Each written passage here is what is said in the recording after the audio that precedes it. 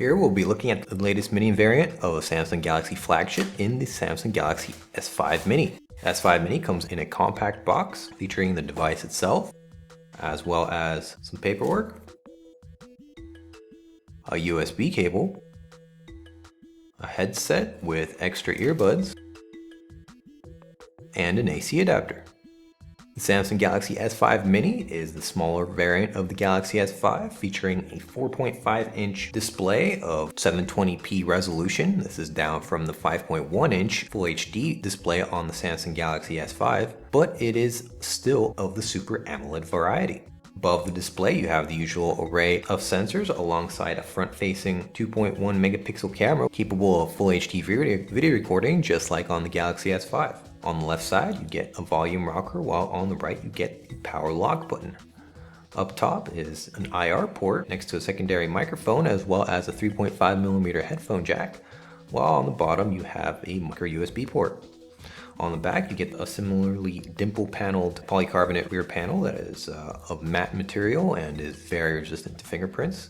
Up top, you have the 8 megapixel camera, which has been downgraded from 60 megapixels on the Galaxy S5, but there is the presence of the LED flash, as well as the heart rate monitor sensor. At the bottom, you have a solitary speakerphone grill. The good news is that the S5 Mini is also waterproof like its flagship counterpart, but the USB port has been downgraded to a version 2.0 as opposed to the 3.0 found on the Galaxy S5. The rear panel is removable, giving you access to the battery underneath, as well as to the micro SD card slot and micro SIM card slot, both of which are not hot swappable as they are covered by the battery. The Samsung Galaxy S5 runs on the latest version of Android 4.4 KitKat with Samsung's own TouchWiz overlay on top. Latest version of TouchWiz runs very well on the Samsung Galaxy S5 Mini and has a lot of the features that you'll find on the Galaxy S5 despite having the slower processor. To the left of the home screen, you'll see Samsung's My Magazine interface that gives you quick access to all sorts of news from categories that you select, as well as allowing social media integration, so you can get all your social media updates in one area. One added benefit that the Galaxy S5 Mini and the Galaxy S5 have over most other flagship is the integrated fingerprint sensor that lets you unlock and lock your device using just your fingerprint.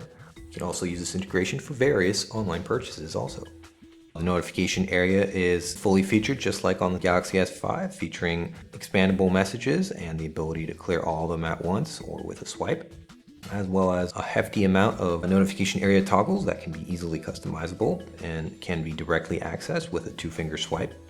The Galaxy S5 also has the integrated S-Health fitness tracking app that automatically tracks the number of steps that you take and is even more functional thanks to the integrated heart rate monitor. Otherwise, most of the applications that you'll find are the same as on the Galaxy S5, including the Smart Remote app, which gives you a view of all your local programming options, as well as the ability to control TVs and set-top boxes easily.